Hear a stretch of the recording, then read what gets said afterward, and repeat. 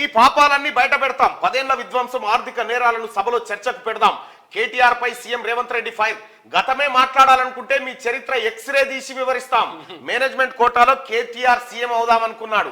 ప్రజల నుంచి వచ్చిన వ్యక్తి సీఎం అయ్యేసరికి కుళ్ళుకుంటున్నాడు. డ్రగ్స్ దందాలో ఎంతటి వారున్నా బొక్కలో వేస్తాం.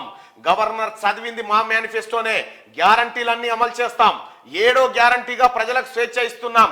ధర్నా చౌక్ లో కేటీఆర్ ఆమరణ నిరాహార దీక్ష చేసుకోవచ్చని వ్యాఖ్య చేస్తారిలో.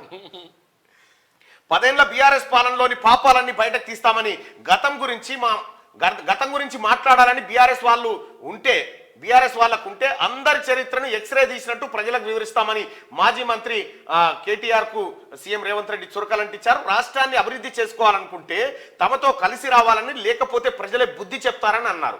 మేనేజ్మెంట్ కోటాలో ఎమ్మెల్యేలు అయినా కొంతమందికి ప్రజాస్వామ్య స్ఫూర్తి ఎప్పటికీ అర్థం కాదు. అర్థమయ్యేలా చెప్పేందుకు ప్రజలు ప్రయత్నించినా వారు అర్థం చేసుకునే ప్రయత్నం చేయరు అని విమర్శించారు.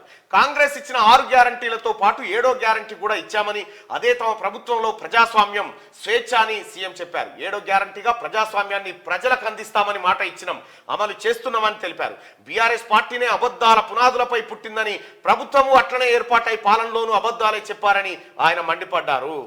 నిన్న మొత్తం అసలు ముఖమే ఇంకా ఏది మేకపోతు గాంభీరం లెక్క కేటీ రామారావు మెడల్ తిరగకుండా జరిగేదో గంభీరం ప్రదర్శించబోయింది. కానీ గంభీరం కథ మొత్తం బయటికి వెళ్తా ఉంది.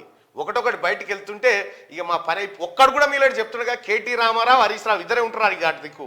ఒక్కడు కూడా మిగిలిన ఇలా లెక్క బయటకు వస్తే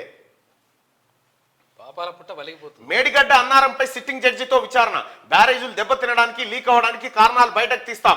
అసెంబ్లీ సమావేశాలు అయ్యాక సభ్యులందరినీ మేడిగడ్డకు తీసుకెళ్తాం.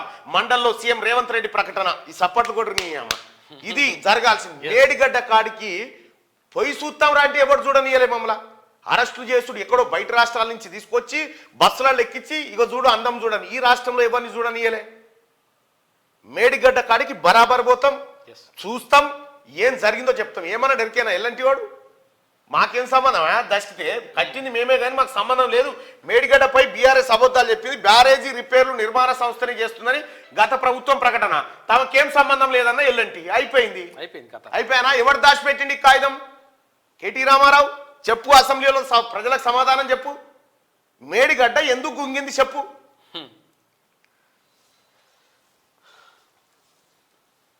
మేడిగడ్డ అన్నారంపై సిట్టింగ్ జడ్జితో విచారణ జరిపిస్తామని చెప్తారు. జరగాలా వద్దా ప్రజలారా మీరు చెప్పండి, కామెంట్ రూపంలో తెలియజేయండి. ఎమ్మెల్యేలను కొని సర్కారును కూలుస్తారా? ప్రజలు అన్ని గమనిస్తున్నారు. కూనంనేని గతంలో అమ్ముడుపోయిన ఎమ్మెల్యేలు ఎవ్వరూ ఇప్పుడు అసెంబ్లీలో లేరు. ఇంటికో ఉద్యోగం అని బీఆర్ఎస్ మోసం చేసిందని కామెంట్ అంటూ, గతంలో టీఆర్ఎస్ పార్టీకి అమ్ముడు పోయిన ఎమ్మెల్యేలు ఎవరైతే ఉన్నారో, ఉన్నాడా ఎవడన్నా అసెంబ్లీలో? ఇంటికే పోయినారు. ఉన్నారా ఎవడన్నా? ఎక్కడో అక్కడ జనం ఓడించారు. బుద్ధి తెచ్చుకోవాలి.